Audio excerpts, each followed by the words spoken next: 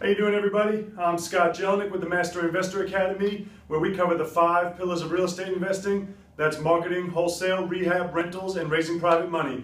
Today's video is going to be on a big tip for wholesaling short sales. For those of you who don't know what wholesaling short sales is, let me explain it to you.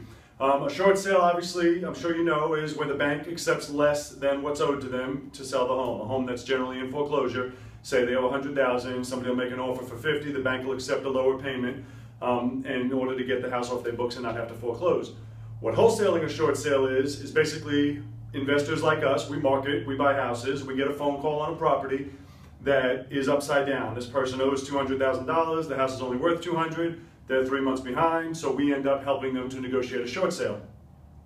We walk them through the process, we help them submit all the documents to the lender, and we eventually get the lender to agree to take, say, $110,000. Well, that's just doing a regular short sale. The wholesaling part was, we get the contract now, the bank agrees to the $110,000, but simultaneously, as we go to close, we sell that contract now to another investor for, say, $120,000, and we make a $10,000 spread.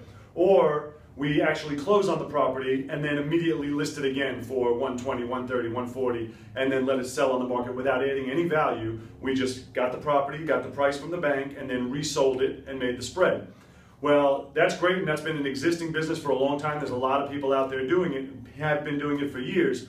However, there's one little trick, and this is the big tip I'm going to give you guys today, and this is a tip that's going to be well worth it. So I want everybody to pay close attention to this. The big tip on wholesaling short sales is this. Can you read that? The tip is, don't do it. This used to be a great business and people used to do it all the time. However, now the FBI is considering this fraud. People are getting locked up for it. Regular investors like you and me, we're out there doing our daily business, not thinking anything of it. We go ahead and wholesale short sales, and now they're looking at us as though we defrauded the bank. I don't agree with it. I don't believe anybody's defrauding the bank. The bank agreed to that price. However, that's not how the FBI is looking at it. The FBI is looking at it as though you are defrauding the bank. It doesn't make any sense to me if the property was listed as a short sale, listed on MLS for $100,000, and you buy it and resell it, they're still looking at you as fraud unless you added value to the property, did some work to it, did something. Again, you can argue with me all day long about it because I agree, I'm on your side. This does not make any sense. This should not be illegal. However, Google it right now. People are getting arrested. They're filing charges. The FBI is going after people who are doing the short sale business. So be very careful. If you're an agent and you just want to list and do short sales, fantastic. But as an investor, if you buy a short sale, either renovate it and resell it or keep it as a rental, but do not wholesale short sales anymore because they are looking at you as if you are committing fraud against the bank. And on one aspect, I kind of agree with them because I know people that were in the short sale business who would do things intentionally to make the house look like its value was less so the bank would accept a lower short sale price.